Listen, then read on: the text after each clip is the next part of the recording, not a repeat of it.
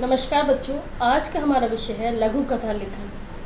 यह विषय सीबीएसई के नवीनतम पाठ्यक्रम 2020-21 के अनुसार इसी वर्ष सम्मिलित किया गया है।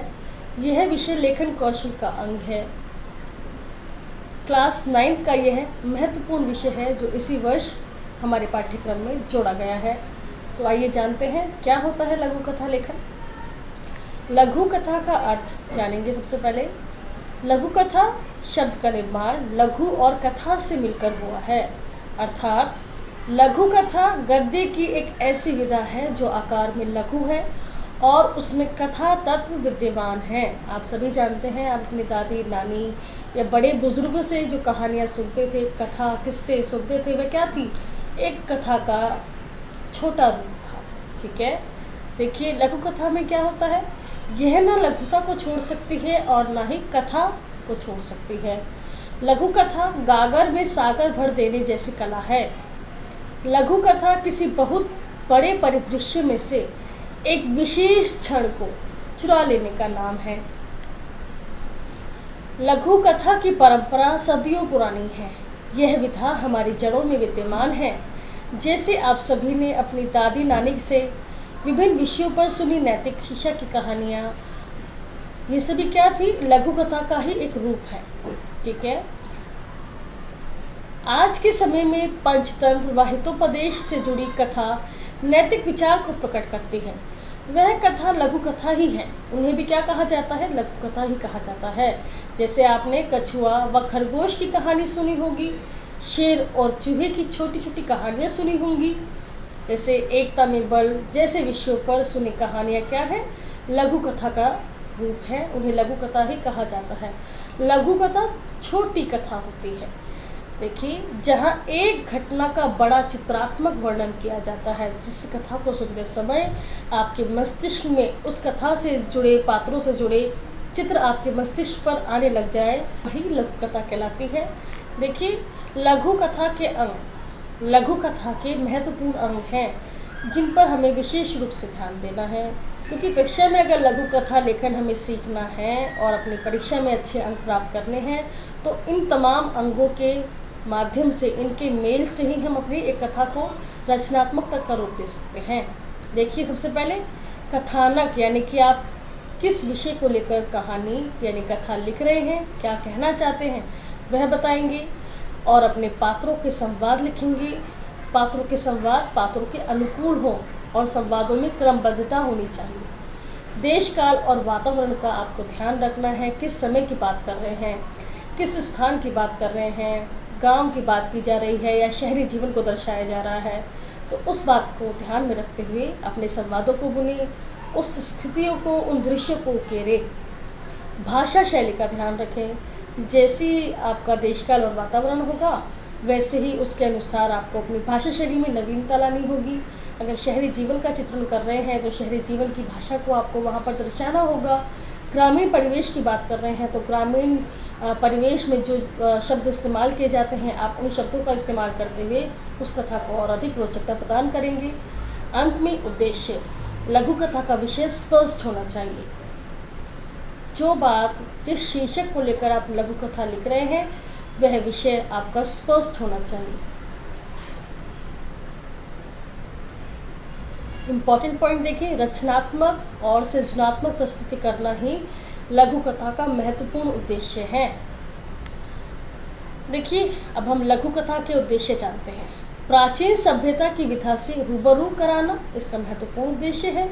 उसके बाद पाठकों को मनोरंजन प्रदान करना। तीसरा पॉइंट देखिए, कल्पना शक्ति का विकास करना। फोर्थ पॉइंट देखिए, रचनात्मकता व सृजनात्मकता को बढ़ावा देना।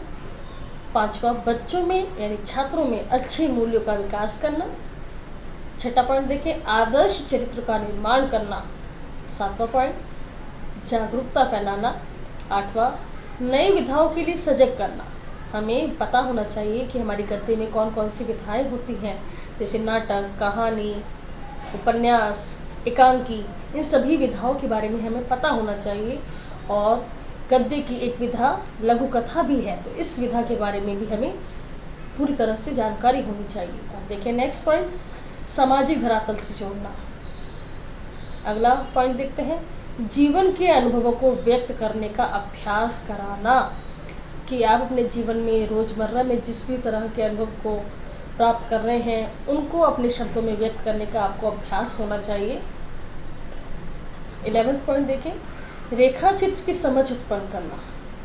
जब आप कोई कथा या कहानी पढ़ रहे होते हैं, उसका वाचन होता है, तो आपके मस्तिष्क पर उस कथा से जुड़े दृश्य अपने आप ही बनते चले जाते हैं। तो वह क्या है? रेखा चित्र है, जो अपने आप ही आपके मस्तिष्क पर, आपके मस्तिष्क पटल पर अपने आप ही उकेरते चले जाते हैं, बनते चले जाते हैं। 12वां पॉइंट है, बिंबों की प्रस्तुति की समझ पैदा करना। जब आप कथा पढ़ रहे होते हैं तो आपके मस्तिष्क पर एक के बाद एक बिंब बनते चले जाते हैं, तो उनकी प्रस्तुति की समझ भी आपके अंदर होनी चाहिए। आप इस तरह से वाक्य लिखें, इस तरह से संवाद लिखें कि पाठक के जहन में भी वह बिंब प्रस्तुत हो पाए। अगला पॉइंट देखें, हमारे अंदर छिपे लेखक व कवि हृदय का निर्माण कराना लघु कथा का उद्देश्य है। उसके बाद भाषाई दक्षता के प्रति हम सभी को सजग कराना लघु कथा का उद्देश्य है। इन तमाम उद्देश्यों की पूर्ति के लिए ही सीबीएसई ने यह विषय इसी वर्ष हमारे पाठ्यक्रम में जोड़ा है। लघु कथा के प्रकार देखते हैं। पहला, विवरणात्मक लघु कथा, जहाँ पर विवरण दिया जाता है उसे विवरणात्मक लघु कथा कहते हैं। जहाँ बिना किसी संवाद के एक लघु कथा को लिखा जाता है उसे विवरणात्मक लघु कथा कहा जाता है। संवादात्मक लघु कथा, केवल संवादों में लिखी गई लघु कथा संवादात्मक लघु कथा कहलाती है। अगला पॉइंट देखिए, मिश्रित लघु कथा, यानी विवरणात्मक और संवादात्मक दोनों प्रकारों को जोड़कर एक लघु कथा का निर्माण किया जाता है, वह मिश्रित लघु कथा कहलाती है। लघु कथा लिखते समय हमें किन मुख्य बिंदुओं को ज़रूर शामिल करना है या किन पर विशेष रूप से ध्यान देना है? देखें, सीबीएसई द्वारा सुझाए गए इन बिंदुओं के आधार पर ही आप लघु कथा लिखें। पहला देखिए, निरंतरता, घटना एक के बाद एक क्रम के अनुसार आगे बढ़े। पाठक को पढ़ते समय किसी प्रकार की लेखन में बाधा का अनुभव ना हो, अर्थात आपकी जो कथा है, कहानी है, वह स्पष्ट रूप से समझ में आनी चाहिए। दूसरा पॉइंट देखिए, कथात्मकता यानी कि कंटेंट पार्ट, कहानी कहने का तरीका आना चाहिए, विषय का भटकाव नहीं होना चाहिए। अगर आप एकता में बल है की बात कर रहे हैं तो वहाँ पर आप इस तरह के संवादों को लिखें जिससे कि वह बात स्पष्ट होती चली जाए। देखिए थर्ड पॉइंट, प्रभावी संवाद, पात्रानुकूल भाषा। अगर आप किसी ग्रामीण परिवेश के संदर्भ में कोई कथा लिख रहे हैं, कृषक समाज के बारे में बता रहे हैं, तो उस समाज को मद्देनजर रखते हुए अपने पात्रों की भाषा को आप बोलेंगे। तो संवाद कैसे हो? प्रभावशाली हो, जो पाठकों को मनोरंजित व रोचक लगे। उसके बाद फोर्थ पॉइंट देखिए, जिज्ञासा। कथा में अंत तक जिज्ञासा बनी रहनी चाहिए, जिसे आप प्रायः सस्पेंस के नाम से जानते हैं। अगर आप देखते हैं, फिल्म वगैरह देखते हैं या आप कार्टून्स देखते हैं, कुछ भी ऐसी कथा कहानियाँ आप यूट्यूब पे सुनते हैं या कहीं पर भी सुनते हैं, तो वहाँ पर आप जब कहानी कोई सुन रहे होते हैं, किसी फिल्म के बारे में जान रहे होते हैं, तो वहाँ शुरू से लेकर अंत तक उस कहानी का एक सस्पेंस पार्ट बरकरार रहता है, और वह सस्पेंस आपकी कथा में भी होना चाहिए।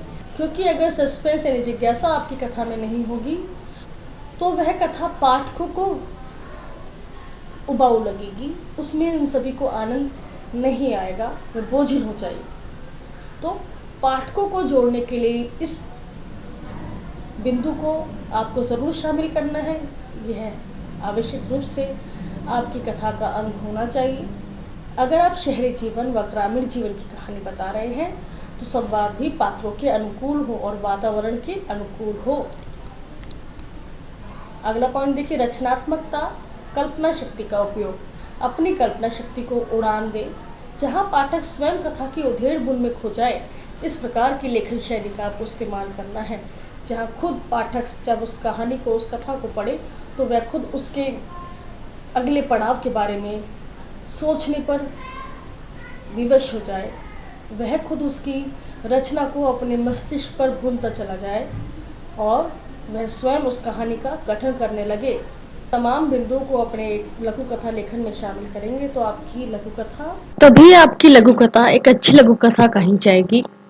मुझे उम्मीद है आप सभी को ये वीडियो अच्छी लगी होगी। और अगर आपको ये वीडियो अच्छी लगी है तो इस वीडियो को लाइक शेयर ज़रूर करें और इस वीडियो का लाभ अपने अन्य साथियों को भी दें। धन्यवाद।